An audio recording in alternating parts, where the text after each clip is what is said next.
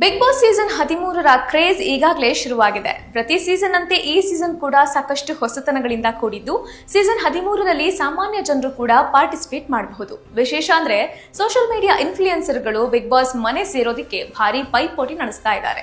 Instagram, YouTube ಮತ್ತು Facebook ನಲ್ಲಿ ಮಿಂಚ್ತಾ ಇರುವಂತಹ ನೂರಾರು ಮಂದಿ ಈಗಾಗಲೇ ತಮ್ಮ ಆಡಿಷನ್ ವಿಡಿಯೋಗಳನ್ನ ಅಪ್ಲೋಡ್ ಮಾಡಿ ಕಲರ್ಸ್ ಕನ್ನಡಗೆ ಟ್ಯಾಗ್ ಮಾಡ್ತಿದ್ದಾರೆ. ಆದ್ರೆ ಕೇವಲ ಇನ್ಸ್ಟಾಗ್ರಾಮ್ ನಲ್ಲಿ ಟ್ಯಾಗ್ ಮಾಡಿದ್ರೆ ಅಥವಾ ಸ್ಟೋರಿ ಹಾಕಿದ್ರೆ ಸೆಲೆಕ್ಟ್ ಮಾಡೋದಿಲ್ಲ. ನೀವು ಬಿಗ್ ಬಾಸ್ ಸ್ಪರ್ಧಿ ಆಗಬೇಕು ಅಂದ್ರೆ ಈ ಸ್ಟೆಪ್ಸ್ ಅನ್ನ ಫಾಲೋ ಮಾಡಿ.